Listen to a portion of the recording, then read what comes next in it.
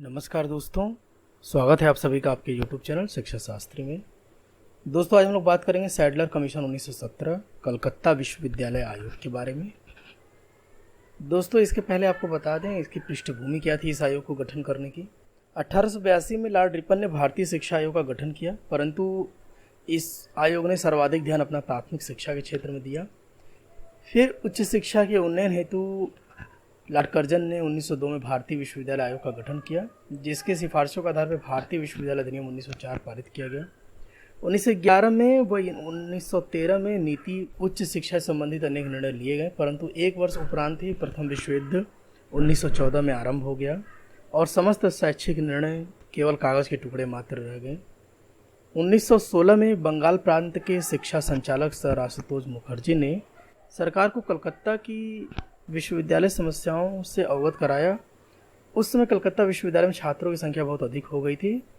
उसके साथ ही कुछ अन्य समस्याएं भी थी, जैसे कुछ विषयों में स्नातकोत्तर कक्षाएं आरंभ करना, अनुशासन व संबद्ध महाविद्यालयों से संबंधित समस्याएं, ये सभी सामने आ रही थी। उप कुलपति व शिक्षा संचालक सर आशुतोष मुखर्जी ने इस सभी कठिनाइयों को सरकार के समक्ष रखा, जिसके कारण उस समय शासन द्वारा 14 सितंबर 1917 को लीड्स विश्वविद्यालय के कुलपति डॉक्टर माइकल सैडलर की अध्यक्षता में कलकत्ता विश्वविद्यालय आयोग की नियुक्ति की गई। इस आयोग के अध्यक्ष सैडलर थे, इसीलिए इसे सैडलर कमीशन 1917 के नाम से भी जाना जाता है।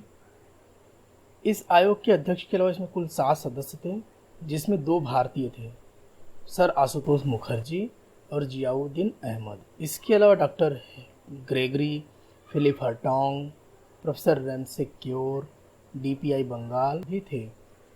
अब हम लोग आयोग के उद्देश्य और कार्यक्षेत्र के बारे में बात करते हैं। कलकत्ता विश्वविद्यालय की तत्कालीन स्थिति और समस्याओं का अध्ययन करना, इसकी आवश्यकताओं और संभावनाओं का पता लगाना और सुधार हेतु सुझाव देना। दूसरा, इसका मुख्य उद्देश्य था अन्य भारतीय विश्वविद्यालयों का अध्ययन करना और उसके आधार पर समस्त भारतीय विश्वविद्यालयों में सुधार के लिए सुझाव देना। विश्वविद्यालय से संबद्ध इंटरमीडिएट कक्षाओं को उच्च शिक्षा से पृथक करने की संभावनाओं का अध्ययन करना। अब हम लोग आयोग के प्रतिवेदन के बारे में बात करते हैं। आयोग ने संपूर्ण शैक्षिक परिस्थितियों का अध्ययन कर यह अनुभव किया कि विश्वविद्यालय शिक्षा में संपूर्ण सुधार के पूर्व माध्यमिक शिक्षा में सुधार हेतु प्रयास करना अत्यंत आवश्यक है।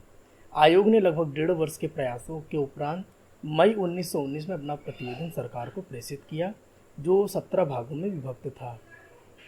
इसमें उच्च शिक्षा, माध्यमिक शिक्षा, कलकत्ता विश्वविद्यालय, स्त्री शिक्षा, शिक्षक प्रशिक्षण तथा व्यावसायिक शिक्षा पर बहुमूल्य सुझाव दिए गए। अब हम लोग सैडलर आयोग की सिफारिशों के बारे में बात करते हैं। सबसे पहले बात करते हैं आयोग ने माध्यमिक शिक्षा के संबंध में क्या सुझाव दिए। माध्यमिक शिक्षा के संबंध में उन्होंने कहा कि विश्वविद्यालय में प्रवेश केवल इंटरमीडिएट परीक्षा उत्तीर्ण करने के उपरांत ही मिले, न कि मैट्रिक के बाद। प्रत्येक प्रांत में माध्यमिक शिक्षा बोर्ड की स्थापना की जाए। इंटरमीडिएट व विश्वविद्यालय कक्षाओं का संचालन अलग अलग हो। स्नातक पाठ्यक्रम 3 वर्ष का होना चाहिए। इंटरमीडिएट कक्षाओं में छात्रों की संख्या अत्यंत सीमित हो, जिससे शिक्षक छात्रों के साथ सीधा संपर्क स्थापित कर सकें। इंटरमीडिएट कक्षाओं में पाठ्यक्रम में अत्यंत विभिन्नता होनी चाहिए, जिससे छात्र अपनी रुचि के अनुसार विषयों का चुनाव कर सकें, जैसे साहित्य, विज्ञान, गणित, इंजीनियरिंग, चिकित्सा, कृषि, वाणिज्य, भाषा, मातृभाषा तथा स्थानीय भाषाएं इत्यादि। माध्यमिक कक्षाओं को मान्यता देने व परीक्षा के संचालन का कार्य माध्यमिक शिक्षा परिषद को करना चाहिए। माध्यमिक शिक्षा परिषद में शिक्षा विभाग का अनुचित नियंत्रण न हो तथा इसमें सरकार, कॉलेज प्रबंध समिति, विश्वविद्यालय व हाई स्कूल को उचित प्रतिनिधित्व दिया जाए। माध्यमिक विद्यालयों में शिक्षकों के वेतन में वृद्धि की जाए। माध्यमिक शिक्षा में गुणवत्ता उन्नति की जाए। माध्यमिक स्तर पर व्याख्यान विधि द्वारा शिक्षण कार्य किया जाए। शिक्षकों के लिए शैक्षिक अर्हता शिक्षण प्रशिक्षण अनिवार्य कर दिया जाए। विद्यालयों को आर्थिक दशा में सुधार किया जाए। माध्यमिक विद्यालयों में अंग्रेजी और गणित को छोड़कर अन्य सभी विषय मातृभाषा में पढ़ाए जाए। अब हम लोग बात करते हैं कि उच्च शिक्षा के लिए आयोग ने क्या सुझाव दिए। आयोग ने कहा कि विश्वविद्यालयों को स्वायत्तता प्रदान की जाए और सरकारी नियंत्रण कम और लचीलापन हो। विश्वविद्यालयों को माध्यमिक शिक्षा के उत्तरदायित्व से मुक्त कर दिया जाए। इनके कार्यक्षेत्र को सीमित किया जाए और गुणात्मक विकास किया जाए। विश्वविद्यालयों में एक एकेडमिक काउंसिल शैक्षिक परिषद का निर्माण करना चाहिए। विश्वविद्यालय के प्रशासनिक नियम सरल और स्पष्ट होने चाहिए। इनके आंतरिक प्रशासन के लिए सीनेट के स्थान पर कोर्ट और सिंडिकेट के स्थान पर एग्जीक्यूटिव काउंसिल कार्यकारिणी परिषद का गठन किया जाए। विश्वविद्यालयों में सामान्य पास कोर्स और ऑनर्स कोर्स दोनों की व्यवस्था होनी चाहिए। यानी कि विश्वविद्यालय में ऑनर्स कोर्स के बारे में भी आयोग ने सुझाव दिया। विश्वविद्यालयों में पाठ्यक्रम निर्माण और परीक्षा संबंधी निर्णयों के लिए अध्ययन बोर्ड, बोर्ड ऑफ स्टडीज और विद्वत परिषद एकेडमिक काउंसिल का गठन किया जाए। कुलपतियों का पद वैतनिक किया जाए। विश्वविद्यालयों में प्राध्यापकों को अधिकार दिए जाएं तथा प्रोफेसर और रीडर की नियुक्ति हेतु एक विशेषज्ञ समिति होनी चाहिए। प्रत्येक विश्वविद्यालय में एक प्रोफेसर, एक अध्यक्ष अवश्य नियुक्त किया जाए। विश्वविद्यालयों में व्यावसायिक विषयों, कानून, चिकित्सा, इंजीनियरिंग के अध्ययन की व्यवस्था की जाए। विश्वविद्यालयों में स्नातकोत्तर शिक्षण और शोध कार्य पर भी ध्यान उचित रूप से दिया जाए। महाविद्यालयों की स्थापना विश्वविद्यालयों के बाहर होनी चाहिए। उच्च शिक्षा में पिछड़े हुए शिक्षा के क्षेत्र से मुस्लिम समुदायों को भी सुविधाएं प्रदान की जाएं। छात्रों के स्वास्थ्य की जांच पड़ताल हेतु एक शारीरिक शिक्षा निदेशक की नियुक्ति की जानी चाहिए। विश्वविद्यालय में पाठ्यक्रम का निर्माण, शोध, परीक्षा संचालन और उपाधि वितरण इत्यादि समस्त कार्यों हेतु शिक्षक समिति होनी चाहिए।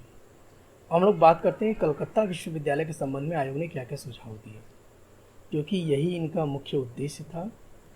कलकत्ता विश्वविद्यालय का गहन अध्ययन करने के बाद आयोग ने सुझाव दिया कि ढाका, वर्तमान में बांग्लादेश, में शीघ्र ही आवासीय शिक्षण विश्वविद्यालय की स्थापना की जाए, जिससे कलकत्ता विश्वविद्यालय में छात्रों की संख्या पर कुछ नियंत्रण हो। कलकत्ता विश्वविद्यालय को एक आदर्श विश्वविद्यालय के रूप में विकसित किया जाए। कलकत्ता नगर में स्थित प्रत्येक महाविद्यालय को विश्वविद्यालय से जोड़कर उसके स्तर में सुधार किया जाए। कलकत्ता विश्वविद्यालय से संबद्ध कलकत्ता से बाहर के विश्वविद्यालयों को इस प्रकार विकसित किया जाए कि भविष्य में उन्हें नए विश्वविद्यालय के रूप में विकसित किया जा सके। विश्वविद्यालयों को माध्यमिक शिक्षा के उत्तरदायित्व से पूर्णतः मुक्त कर देना चाहिए। कलकत्ता विश्वविद्यालय में स्त्रियों की शिक्षा की समुचित व्यवस्था की जाए ताकि महिलाएं भी पुरुषों के समान उच्च शिक्षा का अधिकार प्राप्त कर सकें। अब हम लोग बात करते हैं कि स्त्री शिक्षा के बारे में आयोग ने क्या सुझाव दिए। सबसे पहला सुझाव उन्होंने दिया कि पृथक बालिका विद्यालयों की स्थापना की जानी चाहिए। उस समय पढ़ने वाले छात्रों में लड़कों की अपेक्षा लड़कियों की संख्या अत्यंत कम थी, अतः आयोग ने स्त्री शिक्षा हेतु शिक्षा का विशिष्ट बोर्ड की स्थापना करने का सुझाव दिया। पर्दासीन युवतियों हेतु विश्वविद्यालय में महिला शिक्षा हेतु विशेष प्रकोष्ठ की स्थापना की जाए। जिन स्थानों पर पृथक बालिका विद्यालयों की स्थापना में असुविधा हो तो वहाँ सहशिक्षा को प्रोत्साहन दिया जाए, यानी कि को एजुकेशन दिया जाए। बुर्के और पर्दे में रहकर शिक्षा प्राप्त करने वाली बालिकाओं के लिए पर्दा स्कूल खोले जाएं, जो कि महिलाओं के लिए उस समय बहुत बड़ा रिकमेंडेशन था। महिला शिक्षकों के प्रशिक्षण की उचित व्यवस्था की जाए। सरकार द्वारा स्त्रियों के लिए चिकित्सा शिक्षा प्रारंभ की जानी चाहिए।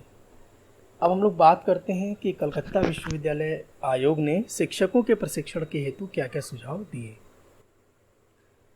सैडलर आयोग ने कहा कि प्रशिक्षित शिक्षकों की ही नियुक्ति की जाए। कलकत्ता और ढाका विश्वविद्यालय में भी शिक्षक प्रशिक्षण विभाग खोले जाएं। माध्यमिक और स्नातक स्तर पर शिक्षा शास्त्र विषय को सम्मिलित किया जाए, यानी कि जो हम एजुकेशन विषय पढ़ रहे हैं इसको पढ़ाने का एक विषय के रूप में सबसे पहले सुझाव माध्यमिक और स्नातक स्तर पर सैडलर कमीशन ने ही दिया था। महिलाओं के लिए भी शिक्षक प्रशिक्षण की समुचित व्यवस्था करनी चाहिए। शिक्षक प्रशिक्षण को आवश्यक अर्हता के रूप में शिक्षक के लिए आवश्यक बना देना चाहिए। अब हम लोग बात करेंगे कि आयोग ने व्यावसायिक शिक्षा के लिए क्या सुझाव दिए। उन्होंने सबसे पहले कहा कि इंटरमीडिएट स्तर पे ही व्यावसायिक शिक्षा प्रारंभ कर देनी चाहिए। विश्वविद्यालयों में भी व्यावसायिक शिक्षा की उपयुक्त व्यवस्था हो तथा व्यावसायिक विषयों में भी उपाधि और प्रमाण पत्र प्रदान किए जा सकें। व्यावसायिक विषयों व परंपरागत विषयों को समान रूप से महत्व दिया जाए। व्यावसायिक शिक्षा में उन्नति हेतु व्यावहारिक विज्ञान तथा अन्य व्यावसायिक और तकनीकी विषयों को पाठ्यक्रम में सम्मिलित किया जाए। प्रत्येक विश्वविद्यालय में वैज्ञानिक विषयों का प्रयोगात्मक रूप से शिक्षण प्रदान किया जाए।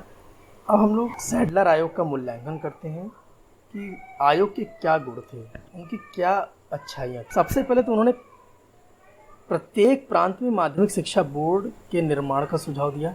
जो हम उत्तर प्रदेश माध्यमिक शिक्षा बोर्ड की स्थापना देखते हैं जो कि 1921 में हुई, सैडलर कमीशन के ही सुझाव से हुआ था। विश्वविद्यालयों को स्वायत्तता प्राप्त हो गई। गणित और अंग्रेजी को छोड़कर समस्त विषयों का शिक्षण मातृभाषा में होना। विश्वविद्यालयों में कोर्ट और कार्यकारिणी परिषद का निर्माण होना। प्राध्यापकों को उचित अधिकारों की प्राप्ति होना। विश्वविद्यालयों में विभागों की स्थापना। विश्वविद्यालय में व्यावसायिक शिक्षा की उपयुक्त व्यवस्था। विश्वविद्यालय में शारीरिक शिक्षा विभागों की स्थापना। शिक्षक प्रशिक्षण पर विशिष्ट ध्यान देना। स्त्री शिक्षा हेतु विशेष प्रयास करना। ये सभी आयोग के गुण हैं। अब हम लोग आयोग में क्या दोष थे उनके बारे में हम लोग थोड़ा सी चर्चा करते हैं। भारतीय विश्वविद्यालयों को वित्तीय व्यवस्था के संबंध में आयोग ने कोई सुझाव नहीं दिए, जो कि एक निराशाजनक कार्य था। नवीन विश्वविद्यालयों की स्थापना भारत जैसे विशालतम देश के अनुपात में अत्यंत आवश्यक थी। भारत जैसे निर्धन देश के लिए आवासीय विश्वविद्यालयों के गठन का सुझाव उतना न्याय संगत प्रसिद्ध नहीं होता है। कलकत्ता विश्वविद्यालय का संगठन लंदन विश्वविद्यालय की तर्ज पर करने का सुझाव दिया गया, जो कि भारतीय संस्कृति और ज्ञान विज्ञान की पूर्णतः अवहेलना करता है। लेकिन हम देखते हैं कि इस आयोग के गुण दोष के आधार पर हम कह सकते हैं कि उन्होंने भावी शिक्षा के निर्माण में एक विशेष भूमिका निभाई। इसी के प्रभाव से देश में अनेक नए विश्वविद्यालयों की स्थापना हुई, जैसे अलीगढ़, ढाका, पटना, लखनऊ, दिल्ली और नागपुर। तो कुल मिलाकर के यह सुझाव की शिक्षा की दिशा में एक मार्गदर्शक सिद्धांत साबित हुआ। आज हम लोगों ने सैडलर कमीशन के बारे में बात किया। अगली बार जब हम लोग मिलेंगे तो वर्धा शिक्षा के बारे में बात करेंगे। आपने इस वीडियो के लिए समय दिया, आपका बहुत बहुत आभार।